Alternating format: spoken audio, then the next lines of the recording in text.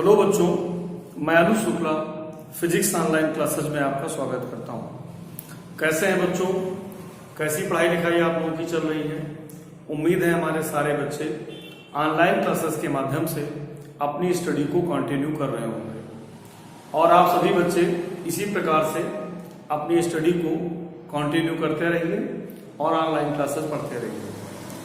आज हमारा lecture number 6 light chapter में ही है और आज का हमारा टॉपिक है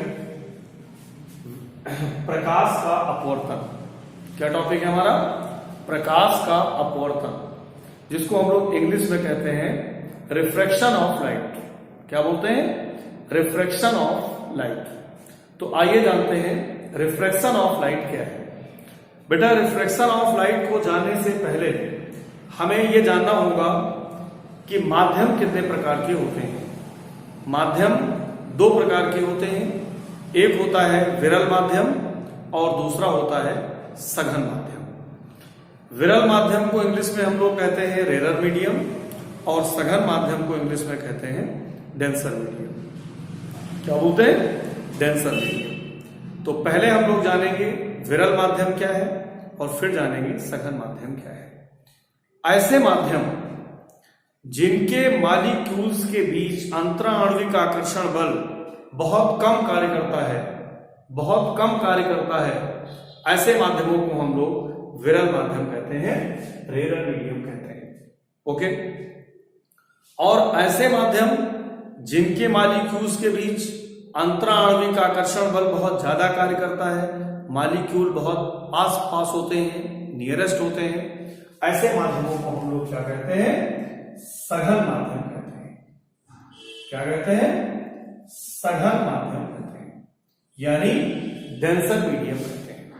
ऐसे माध्यमों को हम लोग क्या कहते हैं? सघन माध्यम कहते हैं, यानी डेंसर मीडियम कहते हैं। तो माध्यम कितने प्रकार के होते हैं? विरल माध्यम और सघन माध्यम। कंफर्म? अब अगर माध्यम विरल है तो मॉलिक्यूल्स के बीच पर्याप्त स्थान होता है और प्रकाश बड़ी आसानी से इससे गुजर जाता है, यानी इससे पास हो जाता है। अर्थात जो विरल माध्यम होते हैं उनमें प्रकाश की चाल ज्यादा होती है और जो सघन माध्यम होते हैं इनके मॉलिक्यूल्स बहुत पास होते हैं और इनके मॉलिक्यूल्स के बीच गैप बहुत कम होता है, इसलिए प्रकाश की चाल बहुत कम होती है। तो हम दूसरे तरीके से भी विरल माध्यम और सघन माध्यम को परिभाषित कर सकते हैं, डिफाइन कर सकते हैं।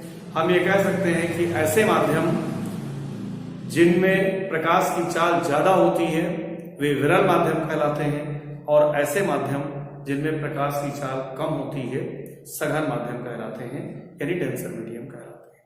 ओके। तो विरल माध्यम और सघन माध्यम को जानने के बाद अब हम लोग जानेंगे प्रकाश का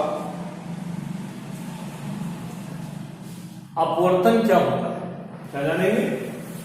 प्रकाश का अपवर्तन क्या होता है, यानी रिफ्लेक्शन ऑफ लाइट क्या है। तो देखिए, ये एक अंतरापृष्ठ क्या है? ये एक अंतरापृष्ठ है। ये दो माध्यमों को पृथक करता है। इसके इस तरफ माध्यम विरल है, इसको हम चाहें तो और बढ़ा सकते हैं, और इसके इस तरफ माध्यम सघन है। चूंकि ये सघन माध्यम है, डेंस मीडियम है, इसलिए हम लोग इसको इस तरीके से रिप्रेजेंट कर देते हैं, इस प्रकार से, और इसे हम माध्यम नंबर 1 कह सकते हैं और इसे हम माध्यम नंबर 2 कह सकते हैं। कंफर्म? इस पर बेटा हमने एक नॉर्मल ड्रा कर दिया, यानी इस पर हमने एक अभिलंब ड्रा कर दिया। ये इस पर एक अभिलंब ड्रा हो गया, यानी नॉर्मल ड्रा हो गया। कंफर्म? ये प्रकाश की एक किरण आई और इस पॉइंट पर इंसिडेंट हुई। ठीक? तो जब कोई प्रकाश की किरण एक माध्यम से दूसरे माध्यम में जाती है, जब कोई प्रकाश की किरण एक माध्यम से दूसरे माध्यम में जाती है तो वह अपने मार्ग से विचलित हो जाती है, यानी जिस पथ पर उसे जाना चाहिए था उस पथ पर न जाकर के वो अपने पथ से डेविएट हो जाती है, विचलित हो जाती है। यही घटना प्रकाश का अपवर्तन कहलाती है, रिफ्रैक्शन ऑफ लाइट कहलाती है। आप इसको इस प्रकार भी कह सकते हैं कि जब प्रकाश की कोई किरण एक माध्यम से दूसरे माध्यम में जाती है तो उसकी चाल बदल जाती है, उसकी स्पीड बदल जाती है। यह घटना भी प्रकाश का अपवर्तन कहलाती है। ओके, तो ये प्रकाश की किरण आई और इस पॉइंट पर इंसिडेंट हुई। अगर ये प्रकाश की किरण सीधे जाती तो इसके जाने का मार्ग ये था, लेकिन ये प्रकाश की किरण अपने पथ से विचलित हो जाती है, यानी डेविएट हो जाती है। अब देखिए, इसका डेविएशन दो तरीके से हो सकता था। एक तो ये अविलंब की ओर झुक गई है, ऐसा भी हो सकता था, और ये अविलंब से दूर भी हट सकती थी, ऐसा भी हो सकता था। यानी प्रकाश की किरण अविलंब की ओर भी झुक सकती है और अविलंब से दूर भी हट सकती है। अब ऐसा कब होगा? कब यह अविलंब की ओर झुकेगी और कब अविलंब से दूर हटेगी? तो अगर प्रकाश की किरण विरल माध्यम से सघन माध्यम में जा रही है तो अविलंब की ओर झुकेगी, और अगर ये सघन माध्यम से विरल माध्यम में जाती तो अविलंब से दूर हट जाती। यानी अगर इधर माध्यम सघन होता और इस तरफ माध्यम विरल होता तो ये प्रकाश की किरण इस तरफ जाने की बजाय इस तरफ से। बात समझ में आई? कन्फर्म है भाई सबको? तो प्रकाश की किरण अगर सघन माध्यम से विरल माध्यम में जा रही है तो अविलंब से दूर हटेगी, और अगर प्रकाश की किरण विरल माध्यम से सघन माध्यम में जा रही है तो अविलंब की ओर झुकेगी, और अगर प्रकाश की किरण सघन माध्यम से विरल माध्यम में जा रही है तो अविलंब से दूर हटेगी। बात समझ में आ गई? कोई डाउट किसी को? तो इस प्रकार से जो प्रकाश की किरण इस पृष्ठ पर आकर गिरती है, इसको बेटा हम लोग क्या कहते हैं? इसको हम कहते हैं आपतित किरण। क्या कहते हैं? आपतित किरण। और ये जो प्रकाश की किरण है जो दूसरे माध्यम में जाती है, इसको हम लोग क्या कहते हैं? अपवर्तित किरण कहते हैं इसको। और ये अविलंब है, और इसे हम लोग कहते हैं आपतन बिंदु। क्या कहते हैं? आपतन बिंदु, यानी पॉइंट ऑफ इंसिडेंट कहते हैं। कंफर्म? आपतित किरण अविलंब के साथ जो कोण बनाती है इसे हम लोग कहते हैं आपतन कोण, और आई से प्रदर्शित करते हैं। और अपवर्तित किरण अविलंब के साथ जो कोण बनाती है इसे अपवर्तन कोण कहते हैं, और इसे स्मॉल आर से प्रदर्शित करते हैं। तो ये आपतन कोण हो गया और ये अपवर्तन कोण हो गया। कंफर्म है? इसी प्रकार से अगर प्रकाश की किरण सघन माध्यम से विरल माध्यम में जा रही है, सघन माध्यम से विरल माध्यम में जा रही है, तो फिर वो अविलंब से दूर हटेगी, यानी अविलंब की ओर झुकने की बजाय अविलंब से दूर हो जाएगी। बात समझ में आ गई? तो प्रकाश का अपवर्तन क्या होता है, सारे बच्चों को समझ में आया? बोलो भाई, किसी बच्चे को कोई डाउट? क्लियर है? अब हम लोग जानेंगे प्रकाश के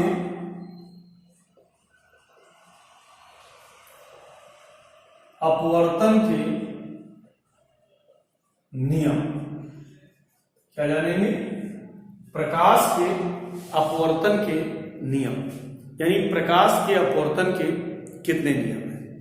तो प्रकाश के अपवर्तन के दो नियम हैं। कितने नियम हैं? प्रकाश के अपवर्तन के दो नियम हैं। आइए सबसे पहला नियम जानते हैं। पहला नियम हम इस चित्र के माध्यम से ही अच्छे से समझ सकते हैं।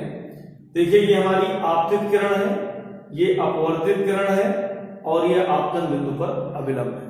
ये तीनों एक ही तल में होते हैं। ये तीनों एक ही तल में होते हैं। तो पहला नियम क्या हो गया मेरा? आपतित किरण कामा अपवर्तित किरण और आपतन बिंदु पर अविलंब, तीनों एक ही तल में होते हैं। कंफर्म है? दूसरा नियम क्या है, निश्चित रंग की प्रकाश की किरण के लिए, यानी सिंगल कलर ऑफ लाइट के लिए, निश्चित रंग की प्रकाश की किरण के लिए आपतन कोण की ज्या माने होता है साइन। क्या होता है? साइन। ट्रिग्नोमेट्रिकल फंक्शन है, साइन जानते हैं आप सभी लोग। और अपवर्तन कोण की ज्या, यानी आपतन कोण की ज्या क्या हो जाएगी? Sine i. और अपवर्तन कोण की ज्या क्या हो जाएगी? Sine r. इसका जो अनुपात होता है ये हमेशा नियतांक होता है, यानी कांस्टेंट होता है। तो आपतन कोण की ज्या और अपवर्तन कोण की ज्या का अनुपात सदैव कांस्टेंट होता है, यानी नियत होता है। बात समझ में आ गई?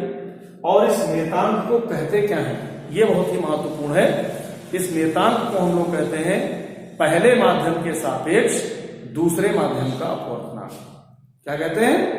पहले माध्यम के सापेक्ष दूसरे माध्यम का अपवर्तनांक। और इसे हम 1 और 2 से रिप्रेजेंट करते हैं। इससे 1 और 2 से, तो साइन आई बटे साइन आर बराबर 1 और 2 भी लिखा जा सकता है। तो क्या बन जाएगा? साइन आई बटे साइन आर बराबर 1 और 2, और 1 और 2 का परिचय क्या है? पहले माध्यम के सापेक्ष दूसरे माध्यम का अपवर्तनांक। अब हमारे सामने एक नई चीज आ गई कि ये अपवर्तनांक क्या होता है। अपवर्तनांक किसको कहते हैं? अपवर्तनांक को इंग्लिश में हम लोग बोलते हैं रिफ्रैक्टिव इंडेक्स। क्या बोलते हैं? Refractive index. तो ये अपवर्तनांक होता क्या है, आइए जरा इसको जानते हैं। यानी रिफ्रैक्टिव इंडेक्स क्या होता है, इसको पता करते हैं। What is the refractive index? तो अब हम लोग बेटा यहां पर हम आपको बताएंगे अपवर्तनांक क्या होता है, यानी रिफ्रैक्टिव इंडेक्स क्या होता है। देखिए, अपवर्तनांक किन्हीं दो माध्यमों का, अपवर्तनांक किन्हीं दो माध्यमों का सापेक्ष गुण होता है। अपवर्तनांक किन्हीं दो माध्यमों का सापेक्ष गुण होता है। It is the relative property of the two medium. तो अपवर्तनांक किन्हीं दो माध्यमों का सापेक्ष गुण होता है जो उन दोनों माध्यमों में प्रकाश की चालों के अनुपात के बराबर होता है। ठीक है, तो 1 और 2 बराबर हम लोग लिख सकते हैं V1 बटे V2। क्या लिख सकते हैं? V1 बटे V2। यानी पहले माध्यम के सापेक्ष दूसरे माध्यम का जो अपवर्तनांक है वो उन दोनों माध्यमों में प्रकाश की चालों के अनुपात के बराबर होता है। प्रकाश की चालों के अनुपात के बराबर होता है। तो 1 और 2 बराबर V1 अपान V2। कंफर्म? दूसरा होता है निरपेक्ष अपवर्तनांक। क्या होता है? निरपेक्ष अपवर्तनांक। आइए जरा इसको भी समझ लेते हैं। निरपेक्ष अपवर्तनांक क्या है? इसको हम लोग कहते हैं एब्सोल्यूट रिफ्रैक्टिव इंडेक्स। क्या बोलते हैं? Absolute refractive index. तो निरपेक्ष अपवर्तनांक किसको कहते हैं, यानी एब्सोल्यूट रिफ्रैक्टिव इंडेक्स किसको कहते हैं, किसको बोलते हैं? अगर पहला माध्यम जो है हमारा ये वायु अथवा निर्वात हो और दूसरा कोई अन्य माध्यम हो, यानी वायु अथवा निर्वात के सापेक्ष अगर हम किसी भी माध्यम का अपवर्तनांक प्राप्त करते हैं तो वह निरपेक्ष अपवर्तनांक कहलाता है। क्या कहलाता है? निरपेक्ष अपवर्तनांक कहलाता है। और इसको हम लोग केवल स्मॉल n से प्रदर्शित करते हैं। तो अगर पहला माध्यम वायु अथवा निर्वात है तो निर्वात में प्रकाश की चाल क्या होती है? C। और अन्य कोई दूसरा माध्यम है तो प्रकाश की चाल क्या होती है? V। यानी n बराबर किसके हो जाएगा? C बाई V हो जाएगा। कितना हो जाएगा? C बाई V हो जाएगा। जहां C वायु अथवा निर्वात में प्रकाश की चाल कहलाती है और V किसी माध्यम में प्रकाश की चाल कहलाती है। तो निरपेक्ष अपवर्तनांक क्या होता है, सबको समझ में आ गया? किसी प्रकार की कोई दिक्कत? और अपवर्तनांक क्या होता है समझ में आ गया? चूंकि अपवर्तनांक किन्हीं दो माध्यमों का सापेक्ष गुण है और वो दोनों ही माध्यम में ये सापेक्ष गुण उनकी प्रकाश की चालों के अनुपात के बराबर होता है। इसलिए वेग का मात्रक क्या होगा, मीटर पर सेकंड। यहां भी v2 है, वेग का मात्रक मीटर पर सेकंड। दोनों ही मात्रक सिमिलर है, सेम है, दोनों मात्रक कैंसिल हो जाएंगे, कट जाएंगे, इसलिए अपवर्तनांक का कोई मात्रक नहीं होता है। अपवर्तनांक का कोई मात्रक नहीं होता है, ये ध्यान रखिएगा, बहुत ही इंपॉर्टेंट है।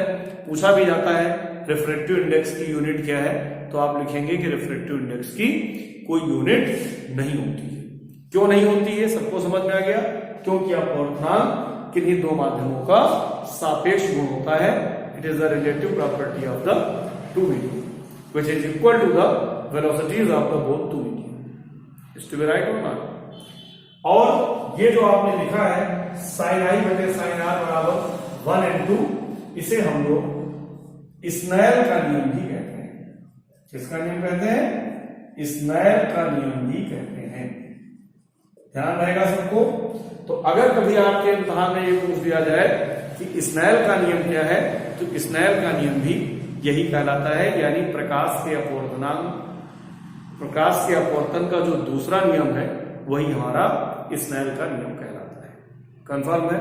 तो सारे बच्चे प्रकाश का अपवर्तन क्या होता है अच्छे से सबको समझ में आ गया, इसको अच्छे से नोट करें।